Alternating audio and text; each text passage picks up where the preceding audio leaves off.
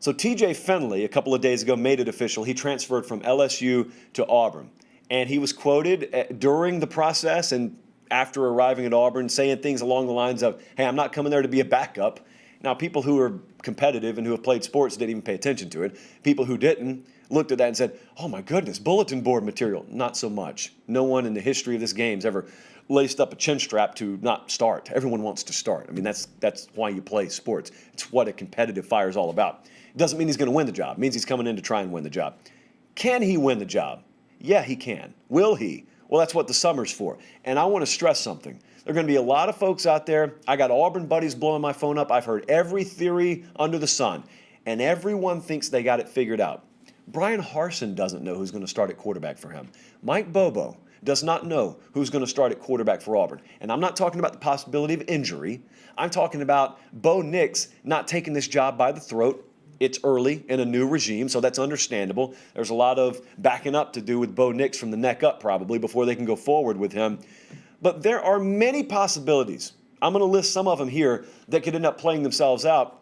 I don't think anyone knows. Someone inevitably is going to guess right, and then they're going to say, I called this way back in the spring. No, you didn't. You just guessed right. It's like no one has the inside track on what the Powerball is going to be tonight. Someone will probably end up guessing it right.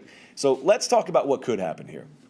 One scenario is Bo Nix, who is the established starter, and TJ Finley, they battle for the job. Bo Nix wins the job, but Finley keeps in mind, as we need to, he has 5 years to play for. So it's not a make or break in year one for TJ Finley, but this all depends on where his head's at.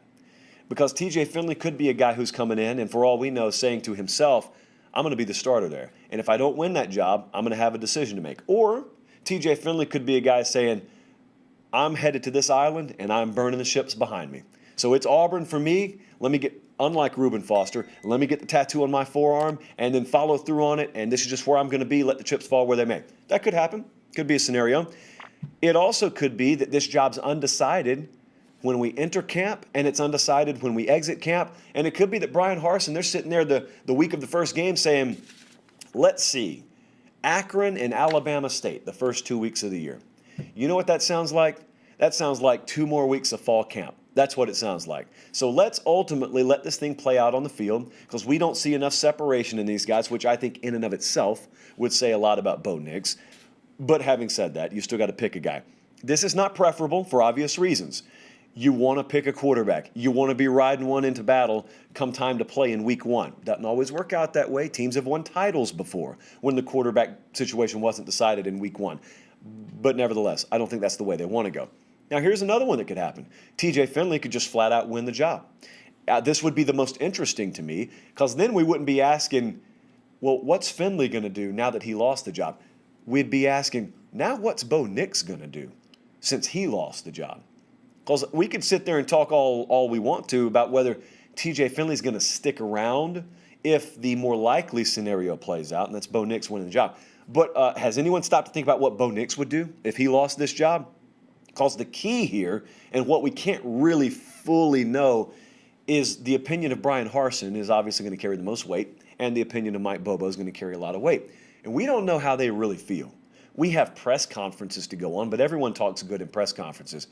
We don't know if maybe they got to the end of spring and they did a healthy inventory of what they had just seen, and they said to themselves, we don't have a quarterback, man, so let's go do whatever we can in the portal, and we're going to open this thing up like both of them just walked on campus. And at that point, any kind of handicapping you've done on this and leaning towards Bo Nix because, hey, he's just always been there or he's already been there, all that's out the window. So we don't know.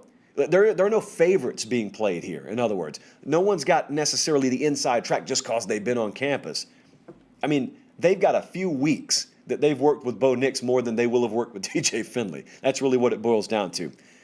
I also just want to remind you that this matters 1 year from now as well. A lot of the Auburn folks, I was over on the Auburn Undercover board, and I knew the name Demetrius Davis was going to come up immediately, as it should. Because here's another scenario. You just pick a name to win the quarterback battle this year.